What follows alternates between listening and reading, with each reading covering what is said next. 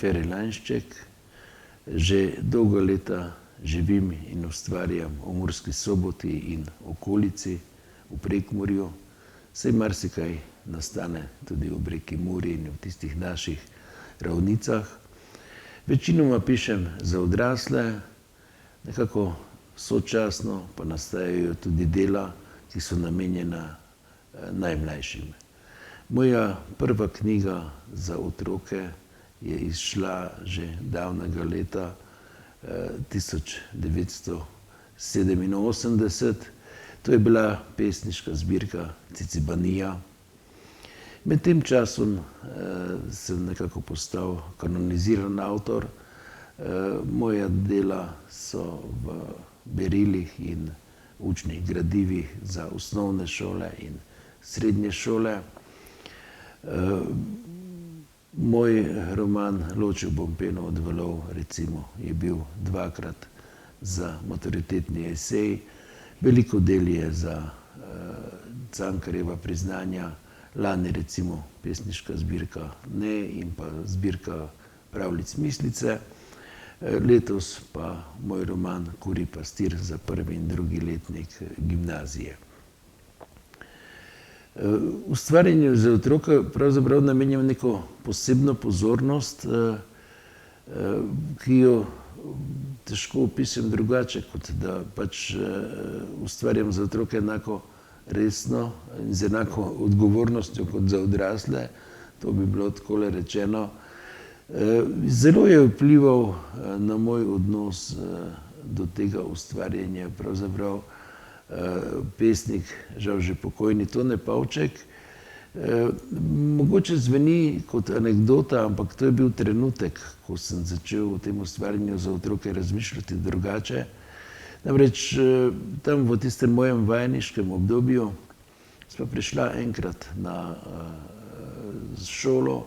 Bilo je to eno mojih prvih gostovanj, pravzaprav na osnovni šoli, in po nekem naključju sem bil dodeljen v okviru bralne značke na to gostovanje skupaj s Tonetom Pavčkom.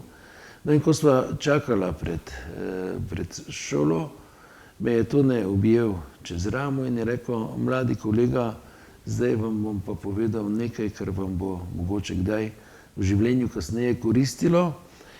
No, in ker so se tam otroci igrali v peskovniku, je pokazal na ta peskovnik in je rekel: glejte, če greva zdaj midva v ta peskovnik, se začneva obmetavati s peskom ali se igrati s temi malčki, se bo to zdelo vsem sila zanimivo in učiteljice bodo rekle potem, kako sta Lainšček in Pavček fajn, ampak ko bova pa prišla potem v razred kot pisatelja, bova pa imela velik problem, ker nama ne bodo verjeli, da sva napisala to, kar sva napisala, ali če obrnem okoli, hotel je povedati, da mora avtor stati za tem, za svojim delom, da ga mora zagovarjati, v vseh pogledih podpirati.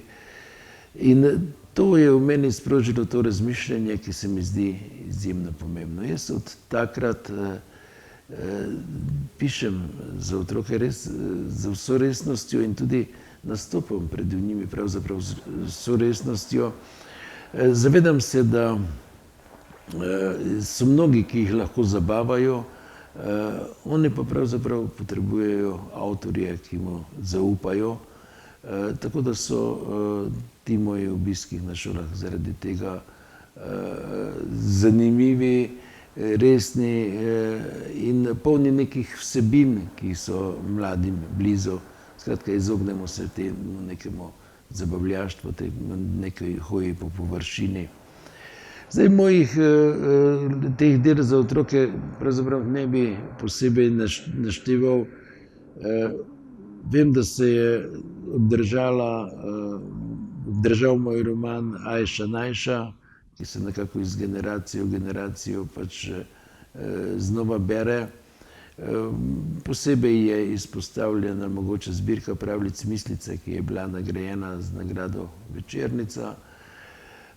In sam pa dejansko imam najraje to knjigo, ki sem jo danes edino prinesel s sabo. To je pesniška zbirka z naslovom Ne, ki je nastala 3-4 leta nazaj. Nastala je ob spoznanju, da si mladi vse premalo upajo reči ne. Da je med njimi polno nekega zamolčanega ne. In zdelo se mi, da to ni dobro, ne za dušo, ne za telo in pravzaprav niti ne za skupnost. Zato sem napisal to zbirko, v kateri se vse pesmi začnejo z ne in so dejansko je vsebina povezana s tem, da nekako opogumlja ali pa kliče k svobodi, če tako rečem. Zgodilo se je žal to, da je ta knjiga izšla, sem rekel, pred nekaj leti. Veliko sem z njo nastopal po šolah, veliko sem mlade spodbujal, naj si upajo reči ne. Potem pa je prišla ta nesrečna zgodba z virusom. Prišel je čas, ki je še veliko bolj neusmiljen, ker je vse manj svobode, ker je vse več omejitev, vse več normiranja. In nekako me je prav prizadelo, da ta zgodba ne more iti v to smer, kot sem si želel. Čeprav po drugi strani si pa mislim, ker vidim, da to knjigo zelo radi berejo, veliko pesnic znajo otroci na pamet po šolah, tako po osnovnih kot po srednjih šolah. Mislim pa, da vendarle, ko so še posebej omejeni, ko so še posebej potisnjeni v kot, se ta ne vendarle oglaša v njih. Pa s tem bi pravzaprav končal.